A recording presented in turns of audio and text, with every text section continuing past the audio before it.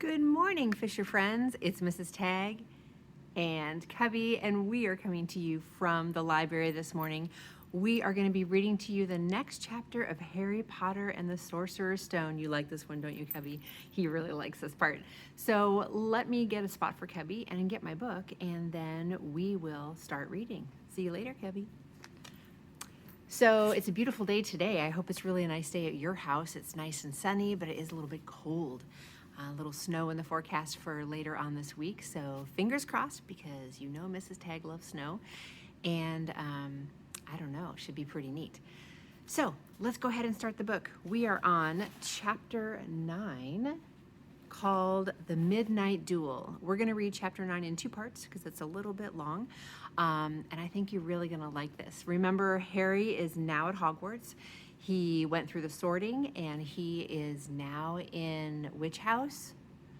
That's right, he's in Gryffindor with his friends Hermione and Ron. It's just going to be a really, really fun time. You're going to enjoy this chapter, so here we go. Chapter 9, The Midnight Duel.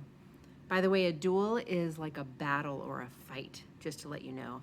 In the olden days, it was a duel sometimes with gunfights, like in the West, and it was also a duel with knives and like fencing duel. It's like a sport that they do. So that's what a duel is, a battle. Here we go, the Midnight Duel.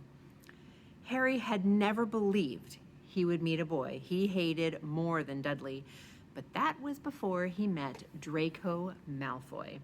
Still, first-year Gryffindors only had potions with the Slytherins, so they didn't have to put up with Malfoy much. Or at least, they didn't until they spotted a notice pinned up in the Gryffindor common room that made them all groan. Flying lessons would be starting on Thursday, and Gryffindor and Slytherin would be learning together. Typical, Harry said darkly. Just what I always wanted, to make a fool of myself on a broomstick in front of Malfoy. He had been looking forward to learning to fly more than anything else. You don't know that you'll make a fool of yourself, said Ron reasonably. Anyway, I know Malfoy's always going on about how good he is at Quidditch. I bet that's all talk. Malfoy certainly did talk about flying a lot. He complained loudly about first years never getting on the house Quidditch team and told long, boastful stories that always seemed to end with him narrowly escaping muggles in helicopters. He wasn't the only one, though. The way Seamus Finnegan told it, he'd spent most of his childhood zooming around the countryside on his broomstick. Even Ron would tell anyone who'd listen about the time he'd almost hit a hang glider on Charlie's old broom. Everyone from wizarding families talked about Quidditch constantly. Ron had already had a big argument with Dean Thomas, who shared their dormitory, about soccer. Ron couldn't see what was so exciting about a game with only one ball where no one was allowed to fly. Harry had caught Ron prodding Dean's poster of West Ham's soccer team, trying to make the players move. Neville had never been on a broomstick in his life because his grandmother had never let him near one. Privately, Harry felt she'd had a good reason, because Neville managed to have an extraordinary number of accidents, even with both feet on the ground. Hermione Granger was almost as nervous about flying as Neville was. This was something you couldn't learn by heart out of a book. Not that she hadn't tried. At breakfast on Thursday, she bored them all stupid with flying tips she'd gotten out of a library book called Quidditch Through the Ages. Neville was hanging on to her every word, desperate for anything that might help him hang on to his broomstick later. But everybody else was very pleased when Hermione's lecture was interrupted by the arrival of the mail. Harry hadn't had a single letter since Hagrid's note, something that Malfoy had been quick to notice, of course. Malfoy's eagle owl was always bringing him packages of sweets from home, which he opened gloatingly at the Slytherin table. A barn owl brought Neville a small package from his grandmother. He opened it excitedly and showed them a glass ball about the size of a marble, which seemed to be full of white smoke. "It's a Remember-All," he explained. "Gran knows I forget things. This tells you if there's something you've forgotten to do. Look, you hold it tight like this, and if it turns red..." Oh, his face fell, because the Remember-All had suddenly glowed scarlet red. "You've forgotten something." Neville was trying to remember what he'd forgotten when Draco Malfoy, who was passing the Gryffindor table, snatched the Remember-All out of his hand. Harry and Ron jumped to their feet. They were half hoping for a reason to fight Malfoy. But Professor McGonagall, who could spot trouble quicker than any teacher in the school, was there in a flash. "What's going on?" "Malfoy's got my Remember-All, Professor." Scowling, Malfoy quickly dropped the Remember-All back on the table. "Just looking," he said, and he sloped away with Crabbe and Goyle behind him. At 3:30 that afternoon, Harry, Ron, and the other Gryffindors hurried down the front steps onto the grounds for their first flying lesson. Wouldn't that be exciting? It was a clear, breezy day, and the grass rippled under their feet as they marched down the sloping lawns towards a smooth, flat lawn on the opposite side of the grounds to the Forbidden Forest, whose trees were swaying darkly in the distance. The Slytherins were already there, and so were 20 broomsticks lying in neat lines on the ground. Harriet had heard Fred and George Weasley complain about the school brooms, saying that some of them started to vibrate if you flew too high, or that they always flew slightly to the left. Their teacher, Madame Hooch, arrived. She had short gray hair and yellow eyes like a hawk. "Well," she barked, "what are you all waiting for? Everyone stand by a broomstick. Come on, hurry up." Harry glanced down at his broom. It was old, and some of the twigs stuck out at odd angles. "Stick out your right hand over your broom," called Madame Hooch at the front, "and say, 'Up! Up!'" everyone shouted. Harry's broom jumped into his hand at once, but it was one of the few that did. Hermione Granger's had simply rolled over on the ground, and Neville's hadn't moved at all. Perhaps brooms, like horses, could tell when you were afraid, thought Harry. There was a quaver in Neville's voice that said only too clearly that he wanted to keep his feet firmly on the ground. Madame Hooch then showed them how to mount their brooms without sliding off the end, and walked up and down the rows, correcting their grips. Harry and Ron were delighted when she told Malfoy he'd been doing it wrong for years. "Now, when I blow my whistle, you kick off from the ground hard," said Madame Hooch. "Keep your broom steady, rise a few feet, and then come straight back down by leaning forward slightly. On my whistle, 3, 2, But Neville, nervous and jumpy and frightened of being left on the ground, pushed off hard before the whistle had touched Madame Hooch's lips. "Come back, boy," she shouted. But Neville was rising straight up like a cork out of a bottle, 12 feet, 20 feet. Harry saw his scared white face look down at the ground, falling away, saw him gasp, slip sideways off the broom, and wham! A thud and a nasty crack, and Neville lay face down on the grass in a heap.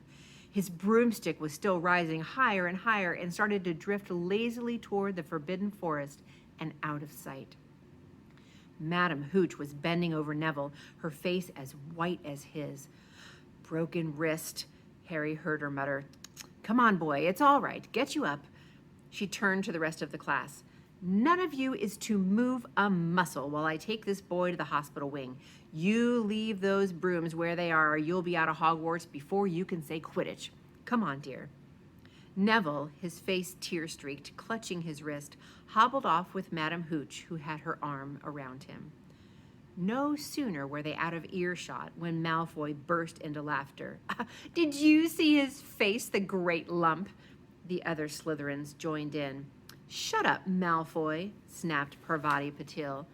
"Ooh, sticking up for Longbottom," said Pansy Parkinson, a hard-faced Slytherin girl. "Never thought you'd like fat little crying babies, Parvati." "Look," said Malfoy, darting forward and snatching something out of the grass. "It's that stupid thing Longbottom's Gran sent him." The Remember-All glittered in the sun as he held it up. "Give that here, Malfoy," Harry said quietly. Everyone stopped talking to watch. Malfoy smiled nastily. "I think I'll leave it somewhere for Longbottom to find. How about up a tree?" "Give it here," Harry yelled. But Malfoy had leapt onto his broomstick and taken off. He hadn't been lying. He could fly well. Hovering level with the topmost branches of an oak tree, he called, "Come and get it, Potter." Harry grabbed his broom. No, shouted Hermione Granger. Madam Hooch told us not to move. You're going to get us all in trouble. Harry ignored her. Blood was pounding in his ears. He mounted the broom and kicked hard against the ground, and up he soared. Air rushed through his hair, and his robes whipped out behind him. And in a rush of fierce joy, he'd realized he'd found something he could do without being taught. This was easy. This was wonderful. He pulled his broomstick up a little to take it even higher and heard screams and gasps from girls back on the ground and an admiring whoop, whoop, whoop from Ron. He turned his broomstick sharply to face Malfoy in midair. Malfoy looked stunned. Give it here, Harry called, or I'll knock you off that broom. Oh, yeah? Said Malfoy, trying to sneer, but looked a little worried. Harry knew somehow what to do. He leaned forward and grasped the broom tightly in his hands, and it shot toward Malfoy like a javelin. Malfoy only just got out of the way in time. Harry made a sharp about-face and held the broom steady. A few people below were clapping. No Crabbe and Goyle up here to save your neck, Malfoy, Harry called. The same thought seemed to have struck Malfoy. Catch it if you can, he shouted, and he threw the glass ball high into the air and streaked back toward the ground. Harry saw, as though in slow motion, the ball rise up in the air and then start to fall. He leaned forward and pointed his broom handle down. Next second, he was gathering speed in a steep dive, racing the ball. Wind whistled in his ears, mingling with the screams of people watching. He stretched out his hand. A foot from the ground, he caught it, just in time to pull his broom straight, and he toppled gently onto the grass with the Remember-All clutched safely in his fist. Harry Potter! His heart sang faster than he had just dived. Professor McGonagall was running toward them. He got to his feet, trembling. Never, in all my time at Hogwarts! Professor McGonagall was almost speechless with shock, and her glasses flashed furiously. How dare you! Might have broken your neck. It wasn't his fault, Professor. Be quiet, Miss Patil. But Malfoy, that's enough, Mr. Weasley. Potter, follow me, now. Harry caught sight of Malfoy, Crabbe, and Goyle's triumphant faces as he left, walking numbly in Professor McGonagall's wake as she strode toward the castle. He was going to be expelled. He just knew it. He wanted to say something to defend himself, but there seemed to be something wrong with his voice. Professor McGonagall was sweeping along without even looking at him. He had to jog to keep up. Oh, now he'd done it. He hadn't even lasted 2 weeks. He'd be packing his bag in 10 minutes. What would the Dursleys say when he showed up on their doorstep? Up on the front steps, up the marble staircase inside, and still Professor McGonagall didn't say a word to him. She wrenched open doors and marched along corridors with Harry trotting miserably behind her. Maybe she was taking him to Dumbledore. He thought of Hagrid, expelled but allowed to stay on as a gamekeeper. Perhaps he could be Hagrid's assistant. Oh, his stomach twisted as he imagined it, watching Ron and the others becoming wizards while he stumped around the grounds carrying Hagrid's bag. Professor McGonagall stopped outside a classroom. She opened the door and poked her head inside. Excuse me, Professor Flitwick, could I borrow wood for a moment? Wood? Thought Harry, bewildered. Was wood a cane she was going to use on him? But wood turned out to be a person, a big, burly, fifth-year boy who came out of Flitwick's class looking very confused. Follow me, you two, said Professor McGonagall, and they marched on in the corridor. Wood looked curiously at Harry. In here, Professor McGonagall pointed them into a classroom that was empty except for Peeves, who was busy writing rude words on the blackboard. Out, Peeves, she barked. Peeves threw the chalk into a bin, which clanged loudly, and he swooped out cursing. Professor McGonagall slammed the door behind him and turned to face the two boys. Potter, this is Oliver Wood. Wood, I found you a seeker. Wood's expression changed from puzzlement to delight. Are you serious, Professor? Absolutely, said Professor McGonagall crisply. The boy's a natural. I've never seen anything like it. Was that your first time on a broomstick, Potter? Harry nodded silently. He didn't have a clue what was going on, but he didn't seem to be being expelled, and some of the feelings started to come back in his legs. He caught that thing in his hand after a 50-foot dive, Professor McGonagall told Wood. Didn't even scratch himself. Charlie Weasley couldn't even have done it. Wood was now looking as though all his dreams had come true at once. Ever seen a Quidditch game, Potter? He asked excitedly. Wood's captain of the Gryffindor team, Professor McGonagall explained. He's just the build for a seeker, too, said Wood, now walking around Harry and staring at him. Light? Speedy? We'll have to get him a decent broom, Professor. A Nimbus 2000 with a clean sweep 7, I'd say. I shall speak to Dumbledore and see if we can't bend the first-year rule. Heaven knows we need a better team than last year. Flattened in that last match against Slytherin, I couldn't look Severus Snape in the face for weeks. Professor McGonagall peered sternly over her glasses at Harry. I want to hear you're training hard, Potter, or I may change my mind about punishing you. Then she suddenly smiled. Your father would have been proud, she said.